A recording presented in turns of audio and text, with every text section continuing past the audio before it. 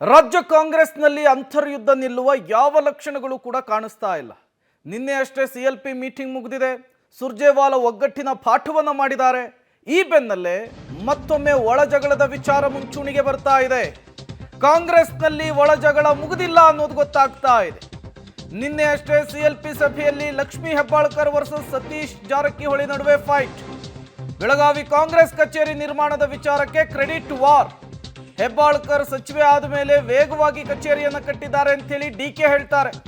ಕಾಂಗ್ರೆಸ್ ಕಚೇರಿಯ ನಿರ್ಮಾಣಕ್ಕೆ ನಾನು ಹಣ ಕೊಟ್ಟೆ ಅಂತೇಳಿ ಹೆಬ್ಬಾಳ್ಕರ್. ಅವೆಲ್ಲ ಮಾತನಾಡಬೇಡಮ್ಮ, ನಾನು ಹಣ ಹಾಕಿದ್ದೇನೆ ಅಂತೇಳಿ ಸಚಿವ ಸತೀಶ್ ಜಾರಕಿಹೊಳಿ ಮಾತನಾಡ್ತಾರೆ. ತಕ್ಷಣ ಮಧ್ಯಪ್ರವೇಶವನ್ನ ಮಾಡಿ ಸಮಾಧಾನ ಪಡಿಸ್ತಾರೆ ಕಾಂಗ್ರೆಸ್ನ ನಾಯಕರು. ಇಬ್ಬರನ್ನು ಕೂಡ ಮುಖಾಮುಖಿ ಕೂರಿಸಿಕೊಂಡು ರಾಜಿ ಸಂಧಾನ ಮಾಡುವಂತಹ ಕೆಲಸ ಆಗುತ್ತೆ. ನಿನ್ನೆಯ ಸಿಎಲ್ಪಿ ಮೀಟಿಂಗ್ನಲ್ಲೇ ಕ್ರೆಡಿಟ್ ವಾರ್ ನಡೆದಿರುವಂತಹದ್ದು ಬೆಳಗಾವಿಯ ಇಬ್ಬರು ಸಚಿವರುಗಳ ನಡುವೆ. ಸತೀಶ್ ಜಾರಕಿಹೊಳಿ ಮತ್ತು ಲಕ್ಷ್ಮೀ ಹೆಬ್ಬಾಳ್ಕರ್ ನಡುವೆ ಕಟ್ಟಡ ನಿರ್ಮಾಣದ ವಿಚಾರಕ್ಕೆ ಸಂಬಂಧಪಟ್ಟಂತಾದಂತಹ ಜಟಾಪಟಿ ಇದು ಅನ್ನೋದು ಗೊತ್ತಾಗ್ತಾ ಇದೆ. ಅಲ್ಲಿಗೆ ಒಂದಂತೂ ಸ್ಪಷ್ಟವಾಗ್ತಾ ಇದೆ. ಸುರ್ಜೇವಾಲಾ ಬಂದು ಸಿಎಲ್ಪಿ ಮೀಟಿಂಗ್ ಮಾಡಿ ಒಗ್ಗಟ್ಟಿನ ಮಂತ್ರವನ್ನು ಪಠಿಸಿದ್ರು ಕೂಡ, ಒಗ್ಗಟ್ಟಿನ ಪಾಠವನ್ನು ಮಾಡಿದ್ರು ಕೂಡ ರಾಜ್ಯ ಕಾಂಗ್ರೆಸ್ನಲ್ಲಿ ಸದ್ಯಕ್ಕೆ ಅಂತರ್ಯುದ್ಧ ಮುಗಿಯುವಂತಹ ಲಕ್ಷಣಗಳು ಕಾಣಿಸ್ತಾ ಇಲ್ಲ.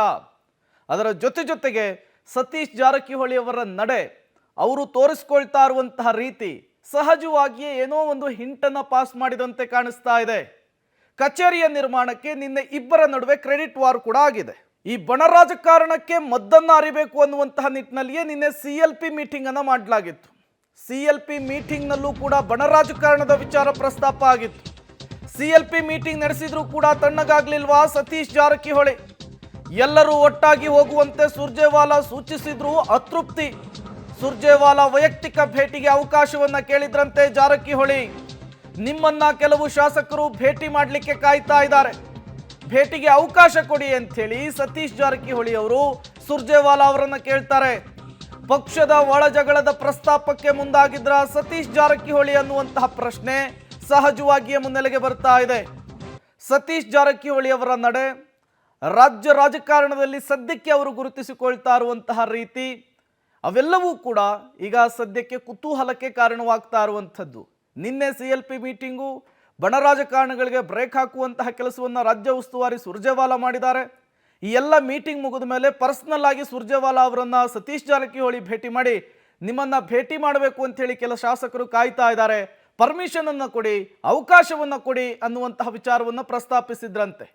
ಆ ಶಾಸಕರು ಯಾರು, ಏನನ್ನ ಸುರ್ಜೇವಾಲಾ ಬಳಿ ಕಂಪ್ಲೇಂಟ್ ಮಾಡಕ್ಕೆ ಹೊರಟಿದ್ರು, ಇವೆಲ್ಲವೂ ಕೂಡ ಈಗ ನಿಗೂಢವಾಗಿರುವಂತಹ ಪ್ರಶ್ನೆ.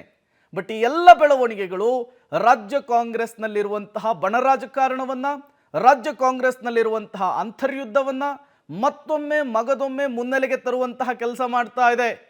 ಸಿಎಲ್ಪಿ ಮೀಟಿಂಗ್ ಮುಗಿದ್ರೂ ಕೂಡ ರಾಜ್ಯ ಕಾಂಗ್ರೆಸ್ನಲ್ಲಿ ಬಣ ರಾಜಕಾರಣಕ್ಕೆ ಬ್ರೇಕ್ ಬಿದ್ದಿಲ್ಲ ಅನ್ನೋದನ್ನ ತೋರಿಸ್ತಾ ಇದೆ.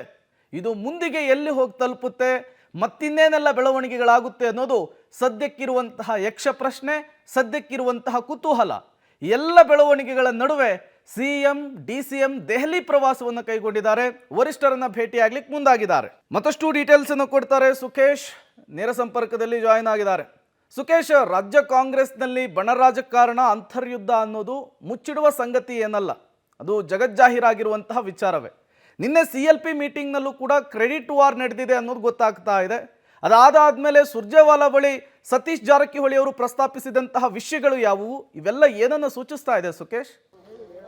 ಒಂದು ಸ್ಪಷ್ಟ ಪ್ರೇಮ್, ಯಾಕಂದರೆ ಬಣ ರಾಜಕಾರಣ ಮೊದಲಿಂದಲೇ ಇತ್ತು. ಆದರೆ ನಿನ್ನೆ CLP ಸಭೆಯಲ್ಲಿ ನಡೆದಂಥದ್ದು, ಅಲ್ಲೂ ಕೂಡ DCM DK ಶಿವಕುಮಾರ್ ಪಕ್ಷದ ಕಚೇರಿಯನ್ನು ಕಟ್ಟುವಂಥ ವಿಚಾರಕ್ಕೆ ಸಂಬಂಧಪಟ್ಟಂತೆ ಲಕ್ಷ್ಮೀ ಹೆಬ್ಬಾಳ್ಕರ್ ಹೇಗೆ ಬೆಳಗಾವಿಲಿ ಕಟ್ಟಿರೋ ರೀತಿಯಲ್ಲಿ ಮಾತಾಡಿದ್ರು ಅನ್ನುವಂಥದ್ದು, ಅದಕ್ಕೆ ಒಂದಷ್ಟು ಸಮರ್ಥನೆ ಅವರು ಕೊಡಲಿಕ್ಕೆ ಮುಂದಾದಾಗ ಸತೀಶ್ ಜಾರಕಿಹೊಳಿ ಅವರು, ಅಂದರೆ ನಾವು ಜಾಗವನ್ನು ಯಾವ ಅವಧಿಯಲ್ಲಿ ಆಯಿತು ಅಂದರೆ ರಮೇಶ್ ಜಾರಕಿಹೊಳಿ ಅವರು ಕಾಂಗ್ರೆಸ್ನಲ್ಲಿ ಇದ್ದಂಥ ಸಂದರ್ಭದಲ್ಲಿ ಆಯಿತು, ಆನಂತರ ಅದರ ನಿರ್ಮಾಣಕ್ಕೆ 3 ಕೋಟಿ ಹಣವನ್ನು ಕೂಡ ಸತೀಶ್ ಜಾರಕಿಹೊಳಿ ಅವರು ಕೊಟ್ಟಿದ್ರು ಅನ್ನುವಂಥದ್ದು, ಈ ಎಲ್ಲವರ ವಿಚಾರವನ್ನು ಪ್ರಸ್ತಾಪಿಸಿ, ಅಂದರೆ ಯಾರು ಕೆಲಸ ಮಾಡಿದರೆ ಅವ್ರ ಹೆಸರು ಹೇಳೋದು ಬಿಟ್ಟು ನಿಮ್ಮ ಅನುಕೂಲಕ್ಕೆ ತಕ್ಕಂತೆ ಯಾವುದೋ ಹೆಸರು ಹೇಳೋದಲ್ಲ ಅನ್ನುವಂಥ ರೀತಿಯಲ್ಲಿ ತಮ್ಮ ಆಕ್ರೋಶವನ್ನು ವ್ಯಕ್ತಪಡಿಸಿದ್ರು ಅನ್ನುವಂಥದ್ದು. ಮತ್ತು ತಡರಾತ್ರಿಯ ಭೇಟಿಯಲ್ಲೂ ಕೂಡ, ಅಂದರೆ ಸುರ್ಜೇವಾಲಾ ಅವರನ್ನು ಭೇಟಿ ಮಾಡಿದಂಥ ಸಂದರ್ಭದಲ್ಲೂ ಕೂಡ ಈ ವಿಚಾರವೂ ಒಳಗೊಂಡಂತೆ ಬೆಳಗಾವಿಯಲ್ಲಿ ಸೀಟ್ ರವಿ ಮತ್ತು ಲಕ್ಷ್ಮೀ ಹೆಬ್ಬಾಳ್ಕರ್ ಪ್ರಕರಣದಲ್ಲಿ ಯಾರು ಹೇಗೆ ನಡ್ಕೊಂಡ್ರು ಅನ್ನುವಂಥ ವಿಚಾರವೂ ಸೇರಿದಂತೆ, ತದನಂತರ ಡಿನ್ನರ್ ವಿಚಾರದಲ್ಲಿ, ಅಂದರೆ CM ಜೊತೆ ಡಿನ್ನರ್ ನಡೆದ ನಂತರದಲ್ಲಿ ಏನೆಲ್ಲ ಬೆಳವಣಿಗೆ ಆಯಿತು ಅನ್ನುವಂಥ ವಿಚಾರ, ಏನೆಲ್ಲ ವಾಸ್ತವ ಅದರಲ್ಲಿ ಅನ್ನುವಂಥ ವಿಚಾರ, ಹೀಗೆ ಸಾಕಷ್ಟು ವಿಚಾರಗಳ ಬಗ್ಗೆ ಆ ಸಂದರ್ಭದಲ್ಲಿ ಅವರು ಮಾತನಾಡಿದ್ದಾರೆ ಅನ್ನುವಂಥ ಮಾಹಿತಿ ಸಿಗ್ತಾ ಇರುವಂಥದ್ದು ಪ್ರೇಮ್. ಸುಖೇಶ್, ಈ ಬೆಳಗಾವಿ ರಾಜಕಾರಣದಲ್ಲಾಗುವಂತಹ ಬೆಳವಣಿಗೆಗಳನ್ನು ನೆಗ್ಲೆಕ್ಟ್ ಮಾಡೋದಕ್ಕೆ ಸಾಧ್ಯವೇ ಇಲ್ಲ. ಈ ಹಿಂದೆ ಬೆಳಗಾವಿಯಲ್ಲಿ ಹೊತ್ತಿಕೊಂಡಂತಹ ಸಣ್ಣ ಕಿಡಿ ಇಡೀ ಸರ್ಕಾರವನ್ನು ಹೇಗೆ ಅಸ್ಥಿರಗೊಳಿಸ್ತು ಅನ್ನೋದನ್ನು ನಾವು ನೋಡಿದ್ವಿ. ಈಗ ಇಬ್ಬರ ನಾಯಕರುಗಳ ನಡುವಿನ ಈ ಕ್ರೆಡಿಟ್ ವಾರ್ ಎಲ್ಲಿಗೆ ಹೋಗಿ ನಿಲ್ಲಬಹುದು? ಇಲ್ಲಿಗೆ ಸ್ಟಾಪ್ ಆಗುತ್ತಾ? ಮತ್ತಿನ್ನೇನೆಲ್ಲ ಬೆಳವಣಿಗೆಗಳನ್ನು ನಿರೀಕ್ಷೆ ಮಾಡಬಹುದು ಸುಖೇಶ್ ಇದರಲ್ಲಿ? ಒಂದು ಸ್ಪಷ್ಟ, ಬೆಳಗಾವಿಯ ಪ್ರಕರಣ ಹಿಂದೆ ಅಂದರೆ ಕುಮಾರಸ್ವಾಮಿಯವರ ಸರ್ಕಾರವನ್ನು, ಅಂದರೆ ಏನು ಸಮ್ಮಿಶ್ರ ಸರ್ಕಾರ ಇತ್ತು ಅವತ್ತು ಕುಮಾರಸ್ವಾಮಿಯವರ ಸರ್ಕಾರದ ಪತನಕ್ಕೆ ಮೂಲವಾಗಿದ್ದಂಥದ್ದೇ ಬೆಳಗಾವಿಯ ಗಲಾಟೆ. ಈ ಬಾರಿಯೂ ಬೆಳಗಾವಿಯಲ್ಲಿ ಮತ್ತೆ ಗಲಾಟೆ ಶುರುವಾಗಿರುವಂಥದ್ದು. ಆದರೆ ಒಂದು ಬದಲಾವಣೆ ಅಂದರೆ ಅವತ್ತು ಲಕ್ಷ್ಮೀ ಹೆಬ್ಬಾಳ್ಕರ್ ವರ್ಸಸ್ ರಮೇಶ್ ಜಾರಕಿಹೊಳಿ ಇತ್ತು, ಈಗ ಲಕ್ಷ್ಮೀ ಹೆಬ್ಬಾಳ್ಕರ್ ವರ್ಸಸ್ ಸತೀಶ್ ಜಾರಕಿಹೊಳಿ ಅನ್ನುವಂಥ ರೀತಿಯಲ್ಲಿ ನಡೀತಾ ಇರುವಂಥದ್ದು. ಹಾಗಾಗಿ ಮುಂದೆ ಯಾವ ಹಂತಕ್ಕೆ ಹೋಗ್ಬೋದು, ಯಾವ್ಯಾವ ವಿಚಾರಗಳಲ್ಲಿ ಪ್ರಸ್ತಾಪ ಆಗ್ಬೋದು ಅನ್ನೋದು ಆನಂತರದ ವಿಚಾರ. ಆದರೆ ಸದ್ಯಕ್ಕೆ ಕಾಂಗ್ರೆಸ್ ಕಚೇರಿಯ ವಿಚಾರಕ್ಕೆ ಸಂಬಂಧಪಟ್ಟಂತೆ, ಕಾಂಗ್ರೆಸ್ ಕಚೇರಿ ನಿರ್ಮಾಣದ ವಿಚಾರದಲ್ಲಿ ಲಕ್ಷ್ಮೀ ಹೆಬ್ಬಾಳ್ಕರ್ ಅವರ ಪಾತ್ರ ಇದೆ ಅಥವಾ ಅವರು ಕೆಲಸ ಮಾಡಿದ್ರು ಅನ್ನುವಂಥ ಹೇಳಿಕೆ ಇಷ್ಟೆಲ್ಲ ಒಂದು ಬೆಳವಣಿಗೆಗೆ ಕಾರಣ ಆಯಿತು ಅನ್ನುವಂಥದ್ದು. ಎಲ್ಲರ ಶ್ರಮದ ಬಗ್ಗೆ ಮಾತಾಡದೆ ಕೇವಲ ಒಬ್ಬರನ್ನ ಇದು ಮಾಡ್ತೀರಿ ಅನ್ನುವಂಥದ್ದು. ಹಾಗಾಗಿ ಅದೇ ರೀತಿಯ ಒಂದು ಗಲಾಟೆ ಈಗ ನಡೀತಾ ಇರೋದ್ರಿಂದ ಇದು ಮುಂದಿನ ದಿನಗಳಲ್ಲಿ ಯಾವ ಹಂತಕ್ಕೆ ಬೇಕಾದ್ರೂ ಹೋಗಿ ತಲುಪಬಹುದು. ಅದು ಬೆಳಗಾವಿ ಮಟ್ಟಿಗೆ. ಸಂಪೂರ್ಣವಾಗಿ ರಾಜ್ಯ ರಾಜಕಾರಣದ ಮೇಲೆ ಈಗಲೇ ಪ್ರಭಾವ ಬೀರುತ್ತೆ ಅಂತ ಹೇಳಲಿಕ್ಕೆ ಸಾಧ್ಯ ಇಲ್ಲ. ಭವಿಷ್ಯದಲ್ಲಿ ಯಾವ ಹಂತಕ್ಕೆ ಬೇಕಾದ್ರೂ ಅದು ಹೊರ ಹೋಗ್ಬೋದು.